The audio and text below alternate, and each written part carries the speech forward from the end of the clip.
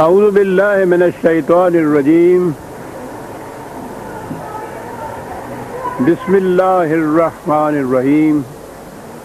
عزیزان من، آج اگست 1982 کی 27 تاریخ ہے اور درس قرآن کریم کا آغاز سورہ الذاریات کی آیت 47 سے ہو رہا ہے۔ 51/47۔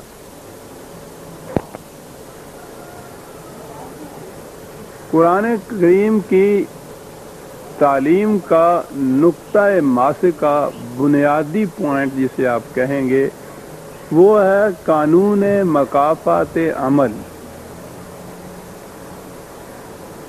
یعنی ہر کام کا ایک متعین نتیجہ ہوتا ہے، اسی کو قانون کہتے ہیں۔ وہ کہتا یہ ہے کہ یہاں قانون کی کار فرمائی ہے۔ انسانوں کی دنیا میں تو جیسا میں نے کئی دفعہ عرض کیا ہے، وہ جو محسوس کام جسے آپ کہتے ہیں وہی نہیں، بلکہ دل میں گزرنے والے خیال تک بھی اپنا نتیجہ مرتب کرتے ہیں۔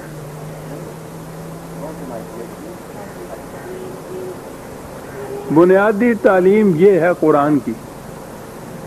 ایک تو وہ ایسے اقدار اور اصول دیتا ہے جو انسانی زندگی، اس کی انفرادی اور اجتماعی زندگی میں قانون کا کام دیتے ہیں، اور یہ جو اس کا نقطہ ماسکہ ہے کہ ہر عمل اپنا ایک نتیجہ پیدا کرتا ہے، وہ اسے مختلف طریقوں سے سمجھاتا ہے۔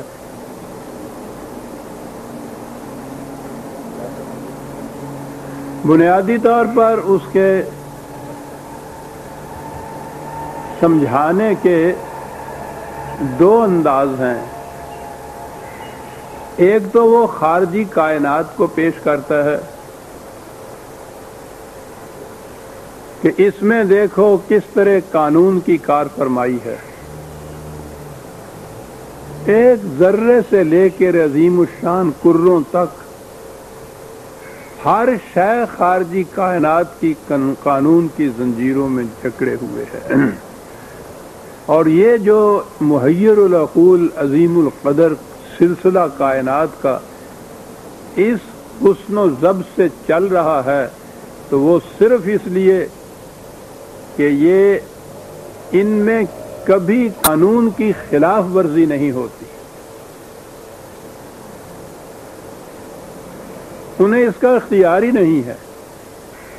تو ایک تو وہ خارجی کائنات کے مختلف شواہد کو پیش کرتا ہے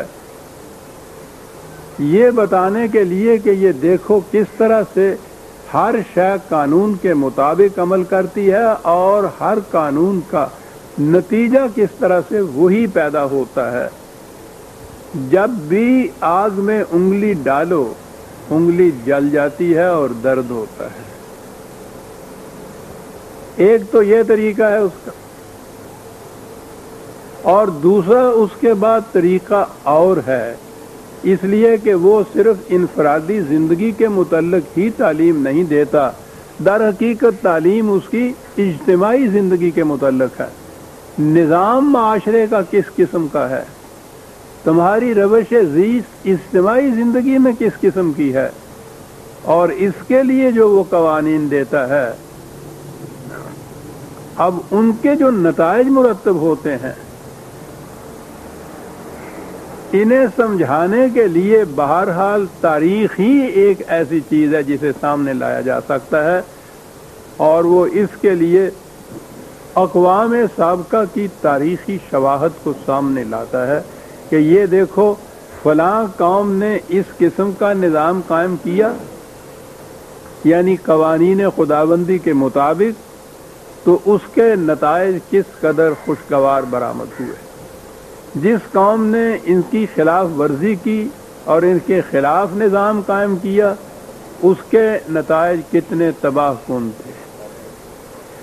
سارے قرآن میں اگر یہ بنیادی حقیقت آپ کے سامنے ہو تو اس میں یہاں سے وہاں تک ایک ربط نظر آئے گا.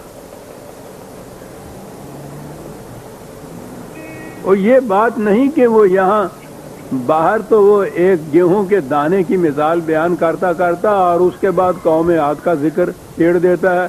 تو ہمارے ہاں تو یہ چیز چونکہ ذہن میں نہیں تھی کہ قرآن کی تعلیم کا انداز کیا ہے، اس لیے یہ ہوا کہ جی بڑا ہی غیر مربوط ہے، اس میں تو کسی قسم کی ترتیب نہیں، کوئی ربط نہیں.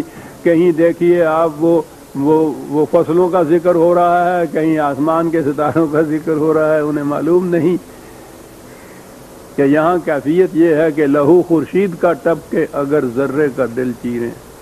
ان میں ربط باہمی ایسا ہے. جیمز جین یہ کہتا ہے، فلکیات کا سب سے بڑا ماہر، کہتا ہے اور یہ تو ایک طرف میں جو انگلی ہلاتا ہوں اس کا اثر کہکشاں پہ بھی جا کے پڑتا ہے.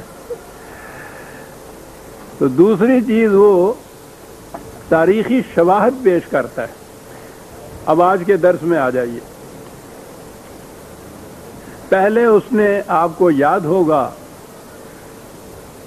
کہ اس نے مثالیں پیش کی تھیں یا شہادات پیش کی تھیں آسمانی کروں کی، بادلوں کی، بارش کی، فصلوں کی. یہ سب کچھ کرنے کے بعد وہ فوراً اقوام سابقہ کی طرف آ گیا. پچھلی آیات میں قوم نوح، عاد، سمود، قوم لوط، یہ تمام اقوام جو تھیں ان کے انجام کی طرف چھچلتی ہوئی نگاہ ڈالتا ہوا آگے چلا آیا. آخر میں اس نے یہ قوم نوح کے متعلق آخری آیت میں یہ ذکر آیا تھا، اور یہ آنے کے بعد پھر اسی انداز میں آ گیا کہ وَالسَّمَاءَ بَنَيْنَاهَا بِأَيْدٍ وَإِنَّا لَمُوسِعُونَ. پھر آ گیا وہ کائناتی شواہد کی طرف.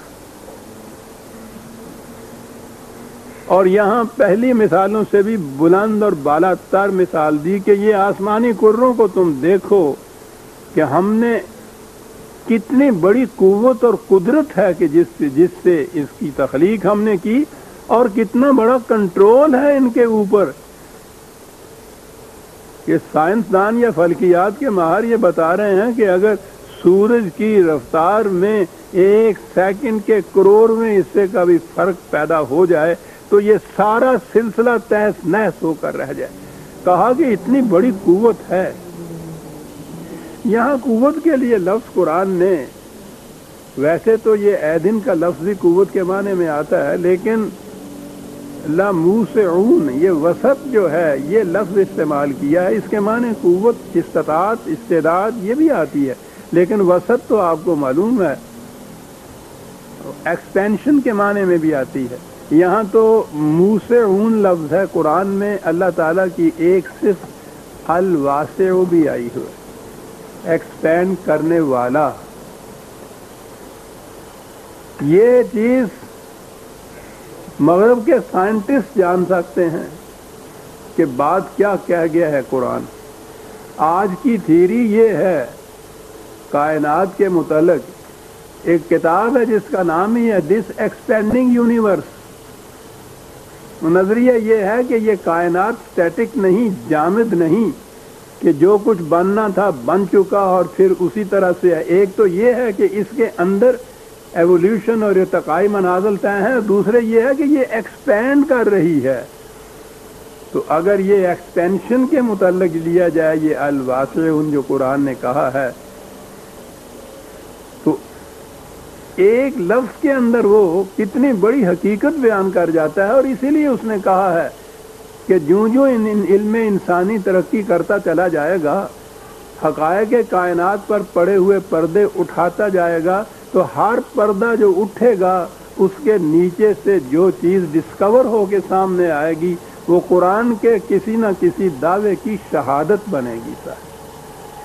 آج اگر یہ چیز ہے ایکسپینڈنگ یونیورس، تو میں سمجھتا ہوں وہ لوگ جانتے ہیں اس چیز کو کہ یہ واسعون کیا چیز ہے جو قرآن نے کہہ دی ہے کہ یہ ایکسپینشن ہے اس کائنات کے اندر. وہ اس کے اوپر قادر تھا کہ اس نے ان کو اس طرح سے قانون کی زنجیروں میں جکڑا، اور کائنات جو ہے پھر یہ ایکسپینڈ کر رہی ہے، وسط بھی ہے اس میں۔ آپ دیکھیے کیا چیزیں وہ شہادت میں پیش کرتا جا رہا ہے۔ وَالْأَرْضَ فَرَشْنَاهَا فَنِعْمَ الْمَاهِدُونَ، دو لفظ ہے، کیا بات ہے صاحب۔ زمین گول ہونے کے باوجود بالکل پھیلی ہوئی چپٹی نظر آ رہی ہے، اور اسی وجہ سے تم اس پہ رہ رہے ہو۔ دوسرے مقام پہ یہ ہے، اس نے یہ کہا ہوا ہے کہ یہ گردش کرتی ہے چکی کے پاٹ کی طرح، لیکن یہاں یعنی دو لفظ ہیں، فرشنا اور ماہدون۔ فرشنا ہا تو صرف ایک چیز کے چپٹے ہونے، پھیلے ہوئے ہونے ہم یہ آ سکتا، فرش کے معنی جیسا آپ جانتے ہیں، یعنی ہم ساری عمر اس زمین پہ چلتے رہیں، کبھی احساس ہی نہیں ہوتا کہ یہ گول ہے۔ اگلا لفظ ہے ماہدون۔ ماہد جو ہے وہ تو بچے کے پنگورے کو کہتے ہیں، گہوارے کو کہتے ہیں۔ اب یہ لفظ عربی زبان کا میں نے عرض کیا ہے نا کہ یہ تو اعجاز ہے عربی زبان کا، پہلے تو یہ کہ اس میں اتنی وسعت، پھر خدا کا انتخاب ہے الفاظ کا۔ اب مہد جو ہے آپ دیکھیے ذرا، پنگورے کو سامنے لائیے، اس میں حرکت ہوتی ہے، جھولنا جھلایا جاتا ہے، اس حرکت کا نتیجہ یہ ہوتا ہے کہ بچہ سو جاتا ہے، اس کو آرام ملتا ہے، ورنہ ہر حرکت ایسی ہے کہ اس میں تکلیف ہوتی ہے۔ پنگورے کی حرکت ایسی ہے کہ اس میں بچے کو آرام ملتا ہے۔ تو یہ لفظ جو تھا عربی زبان میں، یہ مہد جو لفظ تھا، تو وہ حرکت ایسی حرکت کہ جس سے سکون اور آرام ملے، وہ حرکت اس میں ہوتی تھی۔ تو ماہدون، عرض کو ہم نے ایسا بنایا کہ گول ہونے کے باوجود وہ چپٹی ہے اور اس پہ تم سکونت اختیار کر سکتے ہو۔ اتنی تیز حرکت کے باوجود وہ تمہیں سکون اور اطمینان بھی ساتھ، آسائشیں بھی ساتھ مہیا کرتی ہے، اور وہ ماہدون ہے خدا سے۔ فَنِعْمَ الْمَاهِدُونَ، قرآن کریم میں ایسے الفاظ آتے ہیں، احسن الخالقین، یہ یا نعم الماہدون احکم الحاکمین، اس کے معنی ہے کہ وہ نیچے کے درجے پر قوانین کے مطابق اور بھی خالق یا ماہد یا وغیرہ مانتا ہے، لیکن وہ جس مقام پہ خدا ہے یا جس انداز کا وہ ہے، اس کی مثل کوئی نہیں ہو سکتی۔ بہترین ماہدون میں سے بہترین ہے، نعم ہے، بلکہ لفظ بہترین کا بھی لفظ نہیں، میں کیا عرض کروں، ایک ایک لفظ کے اوپر کھڑا ہونا پڑتا ہے۔ کہ نعم کا لفظ خود یہ بتا رہا ہے کہ کتنی زیادہ آسائشیں بہم پہنچانے والا وہ ماہدون میں سے ہے۔ عرض کو اس قسم کا بنایا، چپٹی ہے، گول ہونے کے باوجود سکون اور آرام